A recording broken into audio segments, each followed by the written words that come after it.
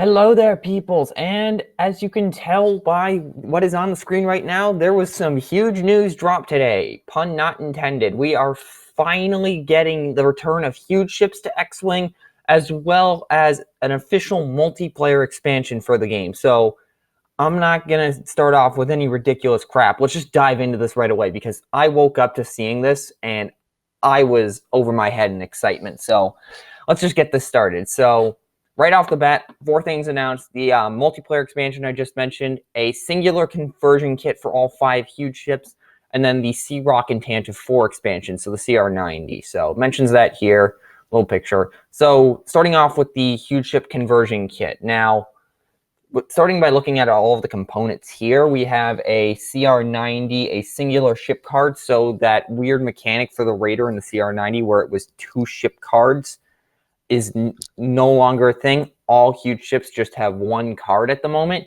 We also see a Gazanti thing here, and I'm assuming that 2X thing right on the card beneath the faction symbol stands for the fact that it has 2 sections, which could possibly mean we're getting 3 section huge ships, maybe? I don't know. So we can see that the CR90 has the focus and target lock actions at the minimum, and the the Gazanti has the focus and what looks like the reinforce action. Can't quite tell there. So we also see on the CR90 that it is a pilot skill 8.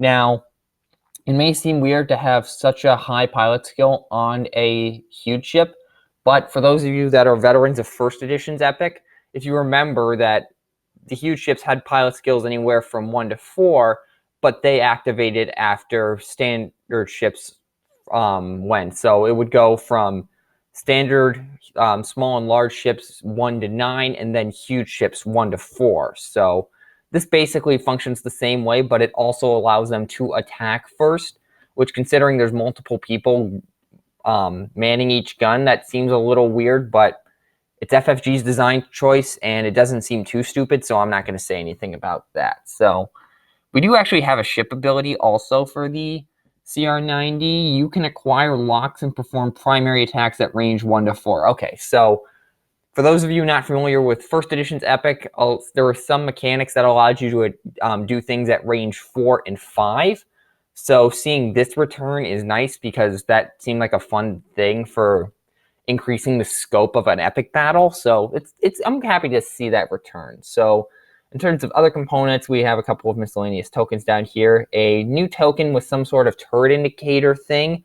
Not too sure what that does. Maybe there's like a specific rotate action for the huge ships that require you to plan a turn in advance, similar to how like Armada requires you to plan your actions in advance. So that could be an interesting thing. We also see a proximity mine token here.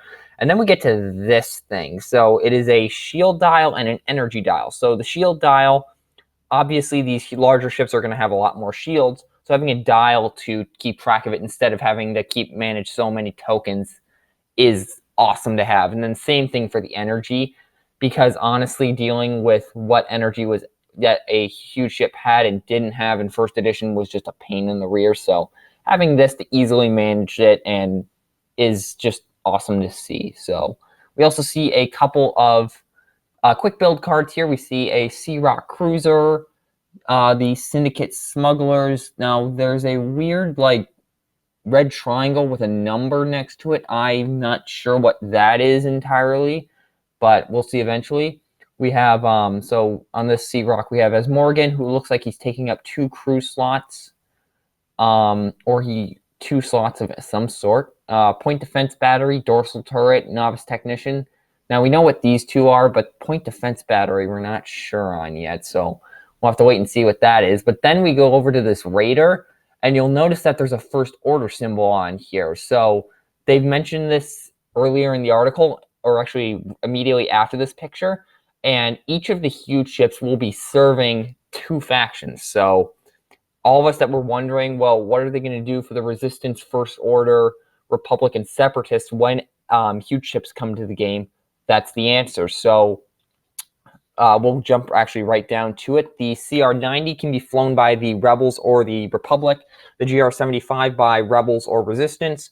Raider and Gazantes can be flown for the Empire or the First Order, and then the Sirach can be used for either Scum or Separatists. So seeing those cross-faction ships is nice, and it was a nice, effective way to sort of connect all of the different eras of Star Wars while also being able to functionally give each ship or each faction a huge ship.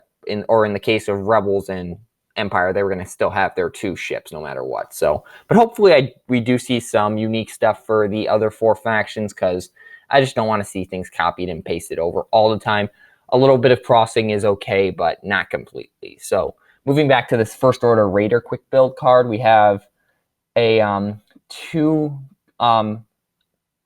upgrade slot card, Stalwart Captain. Not sure what that is. An ion battery, point defense battery. It looks like another novice technician, some sort of specialist card. So that's going to be interesting to see how these play out.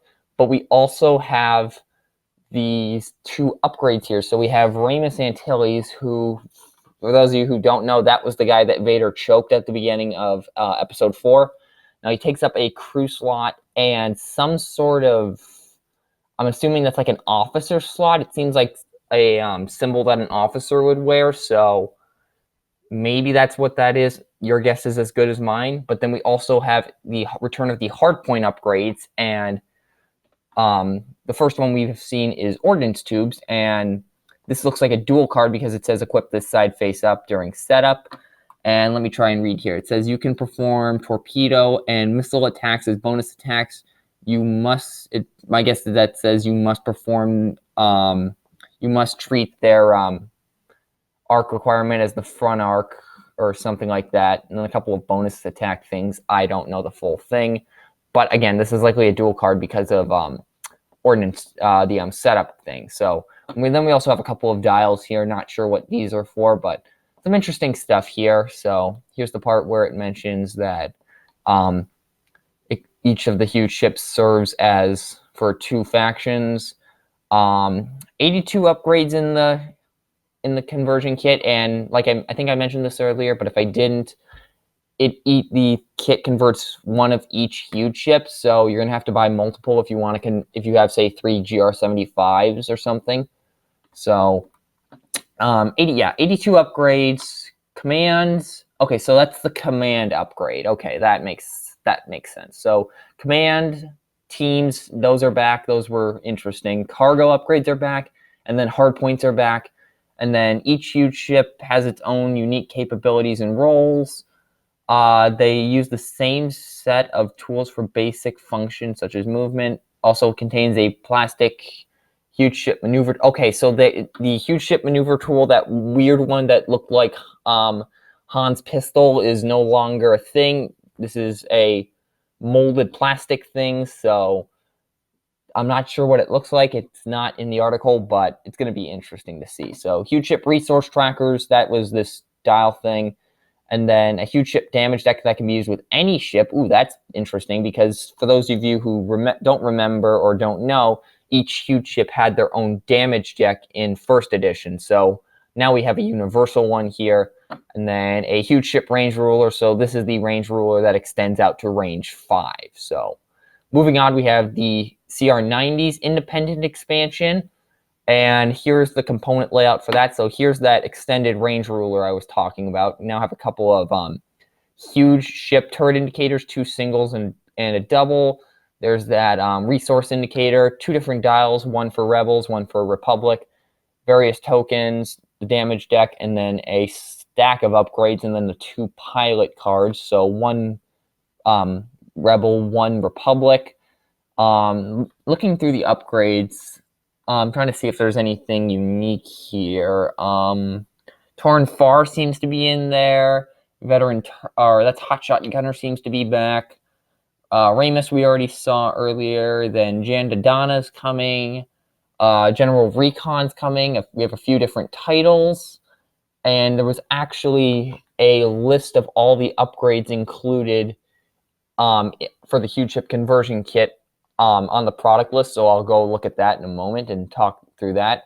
Then we have the Sirach here, who same layout here. There's some sort of configuration that looks like it's exclusive to possibly the Gazanti and the Sirach, not sure. So then we have the pilot cards, the Scum and Separatist ones, more turret indicators, some cargo tokens, a couple of different dials, some proximity mines, it looks like, a, what's it called? A resource manager, some various things, some regular secondary weapons, that's interesting. Some titles, more crew and cargo and teams and stuff, a couple of hard points, so, and then just cool action shot down here, so definitely some interesting stuff that's going to come out of this. So let's actually take a look to see if we have complete upgrade lists. So, here it is. So Tantive 4, going through each of the things. So General Recon, we saw that. General Dodana, yep. Captain Antilles, that. And then a couple of generics, Stalwart Captain and Strategic Commander. We don't know what any of these do. I'm just reading off the list here. 4 hard points. Turbo laser battery. This is probably going to be like a hard-hitting thing or a hard-hitting weapon that doesn't hit too often because of the line in episode 4 where that officer mentions to Vader that the rebel fighters are so small that the turbo lasers aren't hitting them. So it'll be a hard-to-hit weapon probably with massive damage output. Targeting battery probably has something to do with coordinating target locks for your other ships. Point defense battery, it's going to be weaker, but able to hit more frequently compared to the turbo laser. And then an ion cannon battery, probably just going to dish out a ridiculous amount of ion cannon or ion tokens. Seasoned Navigator and Novice Technician, we already know what those do. Torn Far, no idea what she's going to do. Maybe it has some coordinating ability that helps with the point defense or the targeting battery, but we'll see how that goes. Agile Gunner and Hotshot Gunner. We've seen those before, but it's good we're getting another way to get Agile Gunner, even if it is a $100 expansion or whatever it is in where you are, whatever the price is where you are. I don't know. I don't know how to convert money like that. Team upgrades, Bombardment Specialists. I'm guessing this has something to do with coordinating friendly ships to help fire off their torpedoes and missiles more effectively. Comms team probably has something to do with boosting the power of the coordinate action. Damage control team, that one's kind of a gimme as to what it is. Gunnery specialists, that one's probably helping with your firepower, and sensor experts, probably allowing you to take extra actions. Cargo upgrades, adaptive shields, probably something similar to the angle deflectors that maybe allow you to move shields around or reinforce a section. Boosted scanners probably has something to do with requiring a target lock at further range. Optimized power core, that one I have no idea as to what it does. Tabana reserves, this is probably like a one charge card that'll give you a quick energy boost. Because for those of you who don't know how the energy mechanic works, you basically spend these energy tokens and then you get to do various things. So you could like in first edition assign them to weapons, or you could assign them to certain things. That doesn't seem to be the case anymore, but maybe you can assign energy to things to boost their power. I'm just speculating here. So then we have the 5 titles here. So we have Dodana's Pride, Jaina's Light, Liberator, Tantive 4, and Thunderstrike, or Thunderstrike. Ooh, I'm not sure if that's a typo or not, but we'll see. So Dodana's Pride and Jaina's Light, I definitely know are Rebel only. Liberator and Thunderstrike are probably Republic only, and then Tantive 4 is probably for both eras, considering we did see the Tantive 4 in episode 3 near the end when Bail Organa was returning to Coruscant. So that's the Tantive 4 expansion. So let me just get back here to the announcement article. And this is all being filmed in real time, so forgive me if there's any downtime. So then the Sirach expansion. So looking at that, we have, again, Separatist Privateers, Syndicate Smugglers. Yeah, so that's the command upgrade, that weird diamond thing. So we have Asmorgan as the only Scum exclusive one at the moment, with Stalwart Captain and Strategic Commander. Those two seem to be the same for each, or in each huge ship expansion from what I can tell now. We have the same list of hardpoint upgrades, except for this ordnance tubes thing, which, again, as we saw part of it in the some of the product spread for the conversion kit. allows your huge ships to take missiles and torpedoes instead of standard cannons and stuff like that, or maybe some other stuff. Let's see, cannon, heavy laser cannon, a dorsal turret, cluster missiles, concussions. We all know what those do. Novice technician and seasoned navigator. We know what those do. Another way to get agile gunner. That's always nice. A lot more teams here. So we have bombardment specialists, comms team, damage control team, gunnery specialists, and sensor experts. Ordnance team. That one I'm not too sure on. Now that I see that that's back, I'm not sure what this bombardment specialist thing does. And then IGRM thug droids. Well, in first edition, it just allowed you to increase a hit to a crit, I think. But in second edition, I have no idea what it's going to do. So moving to the cargoes, all the same. Illicit upgrades, quick release locks. That probably has something to do with those cargo tokens that were in the product layout. Saboteur's map, not sure what that is. Scanner baffler, probably has something to do with removing target locks off of you. Proximity mines, that would make sense considering we saw the tokens. 3 title upgrades, and then the Corsair refit configuration, which I'm not too sure what that one is exactly. Let's actually go back and take a look. So let's see here. So here's these cargo tokens I was talking about, these little clusters of boxes at the bottom near the range ruler. And then, yeah, so looks like it increases your hull and shields and also gives you an extra energy capacity. So it looks like that each huge ship will have an energy limit, similar to first edition, so that way you don't just overcharge your engines like every turn or something like that. Not sure if that's an actual thing, but that's just me speculating. So I'm not sure what else this does, but looks like it just increases the power. It's probably going to be, or the strength and the durability and power of your ship. That's what I'm looking for. So yeah, that's probably going to be a pretty expensive upgrade, but I mean, Delta 7B was 18 points, and I mean, in Epic, you really throw all basic squad building logic out the window, and you're just like, okay, what can I do to like spam the most powerful things like as frequently as I can? So, not too surprised that if this is like 20 points or something like that, because again, in Epic, you just throw all logic out the window for investing points.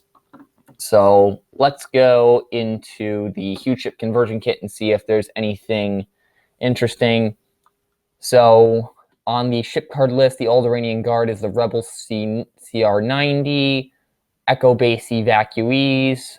That is probably the Rebel GR75. First Order Collaborators and First Order Sympathizers. I'm assuming the Sympathizers is the Raider and Collaborators is the Gazanti. New Republic Volunteers, is probably or actually basically guaranteed to be the Resistance GR75. Outer Rim Garrison, not too sure on that. Same with Outer Rim Patrol. Republic Judiciary, is probably the Republic CR90. Separatist Privateers and Syndicate Smugglers for the Sirach, and then now I just realized these are the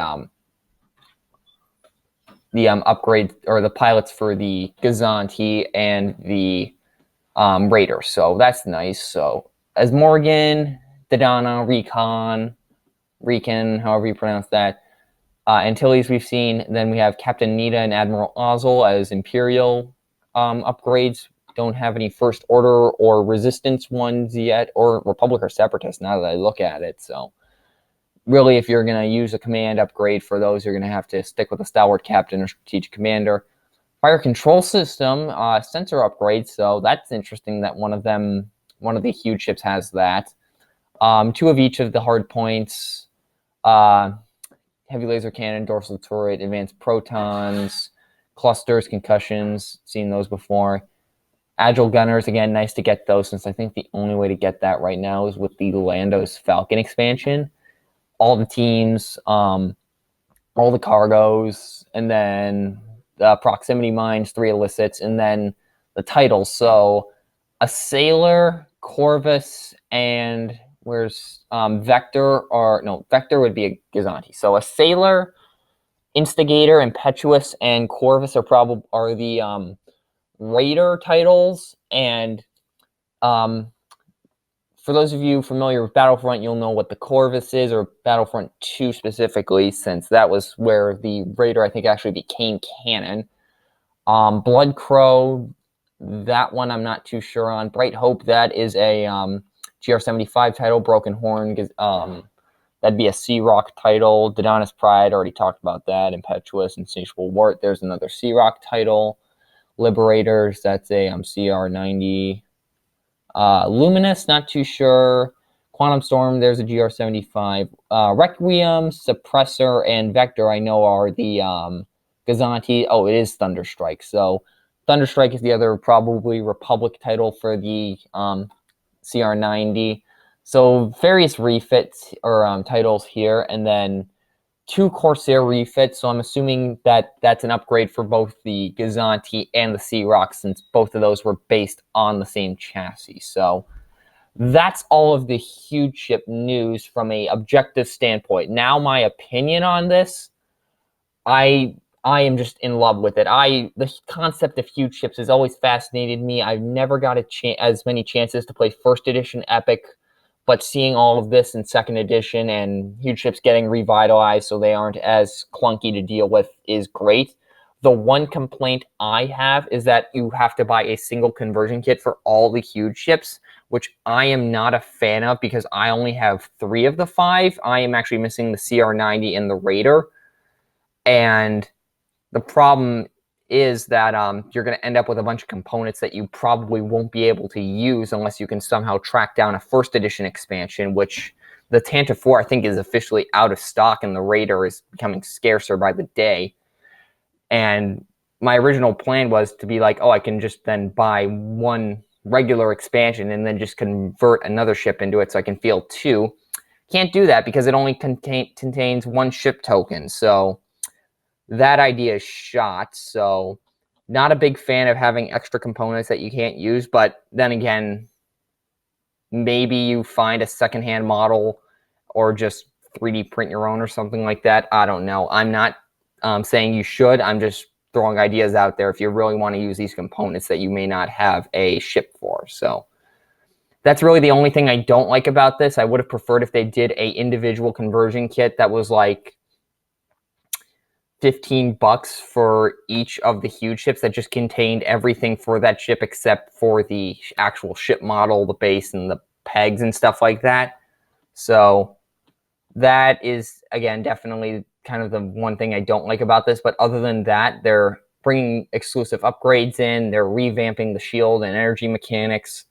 They're bringing all sorts of stuff in for this, and I am absolutely in love with this right now. Albeit, I'm not sure what the red maneuvers thing is going on with these dials, so I just noticed that. So moving over to now the multiplayer expansion. So this is the second part of it that was officially announced, I think back at, I think it was Star Wars Celebration when Wave 5 was announced. This is when we got the initial info, and now we've got the full announcement. So Epic Battle, so multiplayer expansion for 2 to 8 players. Okay, so this is huge because X-Wing at its core was designed for 2 players. Now, you could house rule some stuff to fit more players, like, for example, me and then a couple of my buddies you'll be seeing on the channel, Cole and Eric. Also, they play X-Wing also. So what we've done when we've done 3-player games is we've had a primary initiative and a secondary initiative. So that way we could figure out like which order people go in. So like primary initiative, then secondary initiative, then no initiative. But to see a official rule set for how to do things is nice. So, and I'm actually reading this for the first time. So let's see here. Whether fought between the Empire and Alliance, Resistance, First Order, Republic, or Separatists, defined by massive space battles. 11 cinematic scenarios. Okay, so the scenarios are coming back to the game.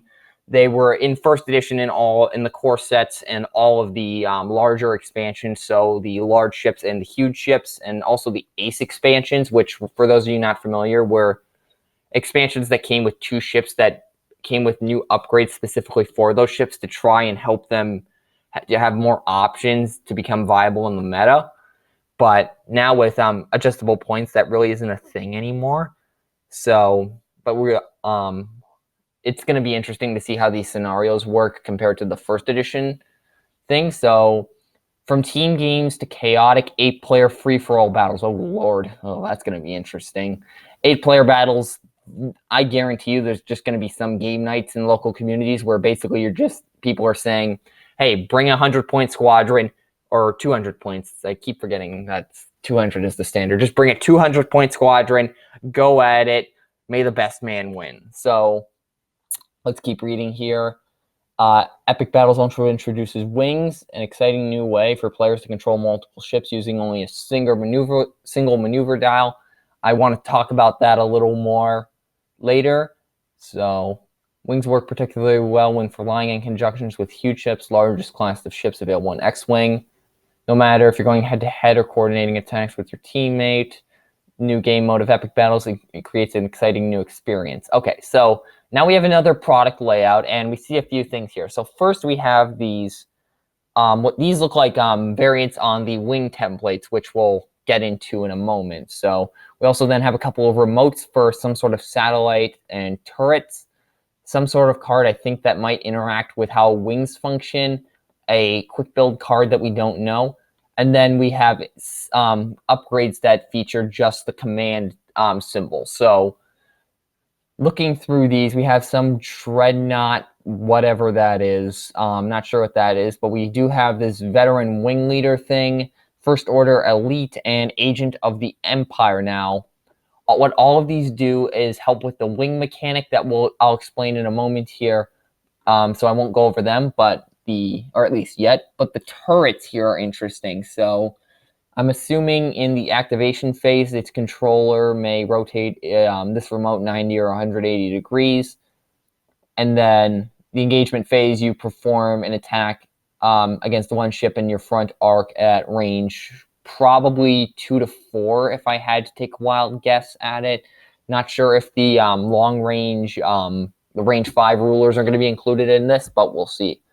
So now we talk about the wing mechanic here. So how these work is it's a template that has the notches for the grooves for the notches on the ship bases to fit into, and it allows you to keep multiple ships within a formation in the same flight pattern. So this is going to be great for speeding up games of Epic, because one thing that was a problem with the original 1.0 version of Epic is that things took forever to move. You were playing, at the time, 300 points. It's probably going to go up to 600 standard for 2nd edition, just because of how everything has gone up in points. But moving ships one at a time was just a pain in the rear.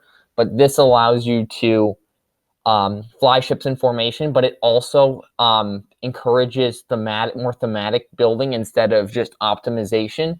Because if you look at the First Order Elite and the Agent of the Empire, it mentions that your wingmates must be a ship of a specific type. So like for the Agent of the Empire, it must be 5 standard TIE fighters, or for First Order Elite, your wingmates must be 2 or 3 TIE FO or TIE SF fighters. So that's nice to see that a little more thematic thing is coming. So that's nice. So we actually have a full card of Agent of the Empire here. So it is a command upgrade. It can only be put on TIE Advanced X1s or V1s, and it's Imperial only. Now, the command upgrade, I'm assuming in the app there is going to be a setting to turn on Epic mode, because I don't want to see these wing leader upgrades show up in standard play, and I'll explain why in a minute. So, moving to the text, you are a wing leader. Your wingmates must be 2 to 5 TIE LN fighters, and while you defend, up to 2 of your wingmates in the attack arc may suffer 1 damage or 1 hit or crit damage to cancel a matching result. So basically allows for damage spreading to make sure that your ships survive as long as possible. And yeah, this is actually looking interesting. Now, here it shows how the movement works. So you designate one of your ships as the wing leader, generally the one in the front middle. And when you activate that wing, you don't activate the ships that are in the wing except for the leader. So once you get to that pilot skill, you activate the leader, move it, and then you set the template that you're using down next to the leader, and then you put all the ships in formation next to it. So it definitely speeds things up, but then this causes a problem. So this is why I don't want this in standard play, and this should be triggered only in Epic, because here's the reason. So the thing is, like, TIE Fighters and TIE Advanced X1, or actually in this case it only makes sense to talk about TIE Advanced, they can perform 3 banks. Now you do that with a 2 wingmates on the front. So like, say this was a TIE Advance and these were just regular TIE Fighters, you did a 3 bank here.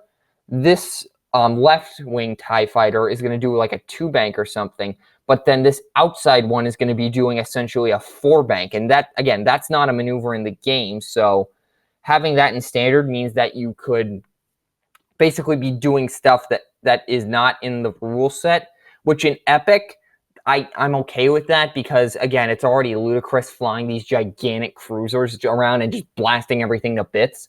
But in standard play, where it's more focused on competitive interactions, you don't want stuff that is basically breaking the foundation of the game. Breaking specific little sub rules, that's one thing, but breaking the core foundation of the game, and that foundation being the maneuver template set, is something I don't want to see in the game. And at first I didn't realize this is a problem, but a couple of things couple of videos I was watching pointed out, and after thinking about it a little more, that would be a problem. So hopefully the command upgrades stay exclusive to Epic.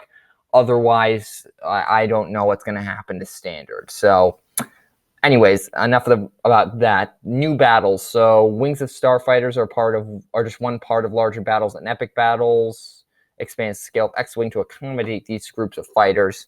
So now we have the example of a setup here, and each player will essentially get a quadrant.